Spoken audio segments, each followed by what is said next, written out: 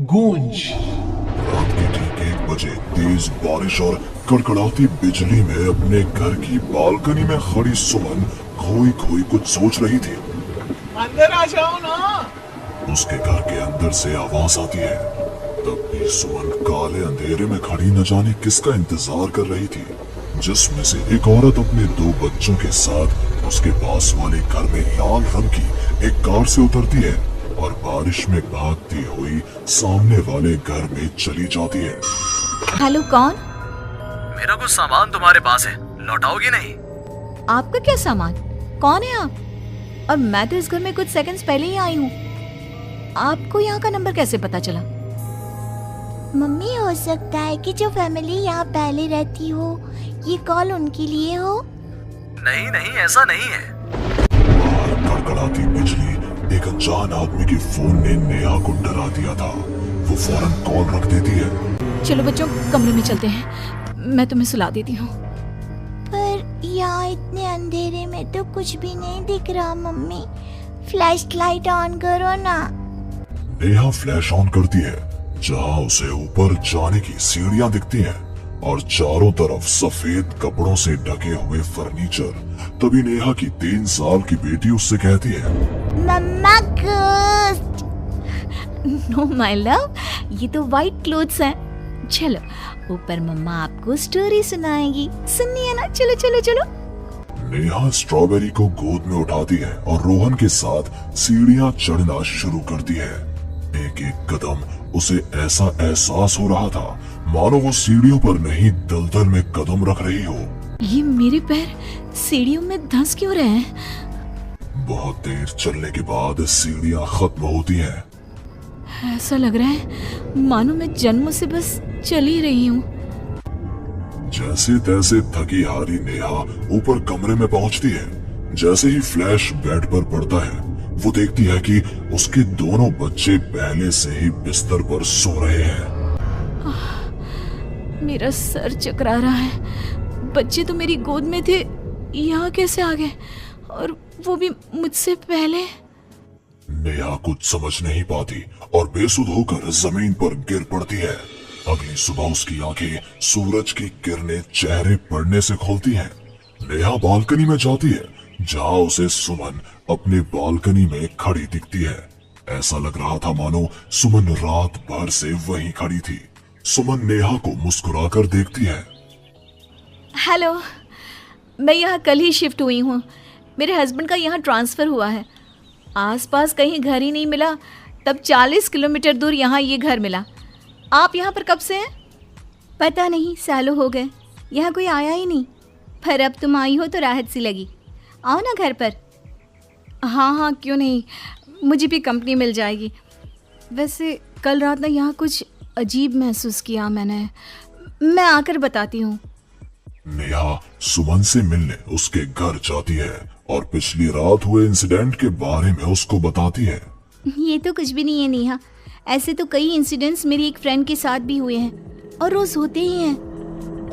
सुमन अपनी कार में बैठी अपने नए ठिकाने की ओर बढ़ रही थी। जंगल के बीच से गुजरती वो खुद से कहती है, ये सिविल इंजीनियर्स की लाइफ ना बड़ी मुश्किल है। कहाँ जंगल झाड़ी में रहना पड़ेगा। कार एक घर के पास रुकती है। लीजिए मैडम, हम आ गए। आपको कुछ जरूरत हो तो मुझे कॉल कीजिएगा, मैं ये बगल वाले घर में ही हूँ। सुमन घर के अंदर जाती है। डाइनिंग टेबल पर पहले ही खाना रखा हुआ था, पानी का ग्लास भी, टीवी ऑन ही था। ऐसा लग रहा था मानो अभी अभी यहाँ कोई था या है। चलो, कंपनी अच्छी है, सब अरेंजमेंट्स मेरे आने के पहले ही कर रखे हैं। सुमन खाने की टेबल पर बैठती है, जहाँ 5 लोगों का खाना परोसा हुआ था। ये 5 प्लेट किसके लिए सर्व कर दिया? हाथ है। सुमन अपनी प्लेट से खाना शुरू करती है और उसी वक्त बाकी 4 प्लेटों से भी खाना गायब होने लगता है। प्रमिल, कहाँ हो तुम प्रमिल? सुमन भागती हुई अपने ड्राइवर के घर पर जाती है। सुमन क्या देखती है कि प्रमिल जमीन पर गिरा हुआ है। फर्श पर हर तरफ खून ही खून। प्रमिल के मुंह से भी खून आ रहा था। वो कराहता हुआ कहता है, मैम, यहाँ रूहें रहती हैं, ये आपको भी नहीं छोड़ेंगी। ये कहते कहते ही प्रमिल दम तोड़ देता है और सुबह के 11 बजे अचानक ही अंधेरा छा जाता है। चारों तरफ से अजीबोगरीब आवाजें आने लग जाती हैं। मम्मी आई, अरे कोई खाना देगा क्या मुझे? अरे जी सुनिए ना, प्लीज प्लीज मुझे मत मारो। पापा बचाओ, ये लोग कौन है? सुमन अपने दोनों हाथों से अपने कान को बंद कर लेती है और जोर जोर से चीखती है। अचानक एक सन्नाटा चारों ओर फैल जाता है। सुमन प्रमिल के घर से बाहर निकलती है। चारों ओर घुप अंधेरा, वो भी कुछ देख नहीं पाती और वापस अपने घर की ओर लौट आती है। इससे अच्छी तो मौत होती, ये मैं कहाँ फंस गई। मम्मा गोदी। अरे सुमन, क्या मरने वरने की बात करती रहती हो? जाओ मेरे लिए चाय बनाओ। ये कौन बोल रहा है? तभी अचानक से घर की लाइट्स ऑन हो जाती हैं। सुमन देखती है कि वो किचन में है। उसके ठीक बगल में एक औरत, जिसके बाल उसके चेहरे की ओर थे, गैस के फ्लेम में अपने दोनों हाथों को पका रही थी। तुम कौन हो? कौन हो तुम? और यहाँ क्या कर रही हो? इनको बहुत पसंद है मेरे हाथों का खाना, तो मैं भी चखवा दूं क्या? कर्कश आवाज में ये कहती हुई वो औरत झट से सुमन के हाथों को आग में डाल देती है। सुमन चीखती रहती है, पर वो औरत उसके हाथों को नहीं छोड़ती। तुम्हारे पेट में एक बच्चा है ना, सूंघ लिया मैंने। और औरत ये कहती सुमन के पेट पर हाथ फेरने लग जाती है और उसके पेट में हाथ डालकर मांस का टुकड़ा बाहर निकाल कर खा लेती है। मेरा बच्चा। ये तो कुछ भी नहीं, उधर देखो। वो औरत दीवार की तरफ इशारा करती है।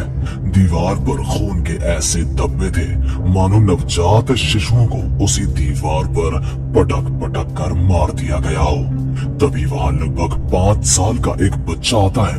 उसका शरीर पूरा सफेद और आंखें काली थी। माँ, भूख लगी है। वो औरत अपने आग में सेके हुए हाथ को वही पास में पड़े चाकू से काटकर बच्चे को खाने को दे देती है। सुमन तो समझो अब मर ही चुकी थी। इतना कुछ देखने के बाद कौन ही जिंदा रह सकता था। अब उसका शरीर भी गवाही दे रहा था। एक कदम भी चलना मुश्किल था। वो दीवार को पकड़ पकड़ कर बाहर हॉल में आती है, जहाँ डाइनिंग टेबल पर 5 लोगों को बैठा देखती है। बिना सर का एक आदमी टेबल पर अपने बीवी और 3 बच्चों के साथ बैठा था। सभी सुमन की ओर देखते हैं। मम्मी, तुम मेरी मम्मी बनोगी। यहाँ हमारी जैसे बहुत से लोग रहते हैं, बहुत सारे। फिर उस लड़की का क्या हुआ? वो अब जिंदा है? हाँ, उन लोगों को एक जिंदा इंसान भी चाहिए था जिसे वो रूहें रोज मारे, रोज। पता नहीं कितनी ही रूहें हैं, आज भी 1-2 तो दिख ही जाती हैं। वो लड़की तो बस निकलने का राह ढूंढ रही है, पर वो निकलेगी कैसे? क्या कोई तरीका है? हाँ, किसी और को उन रूहों के हवाले कर देना यही एकमात्र रास्ता है। तो उसने किसे उन आत्माओं के हवाले किया? किया नहीं, अब करेगी। तुम्हें ये वही घर है और वो लड़की मैं हूँ। अलविदा नेहा।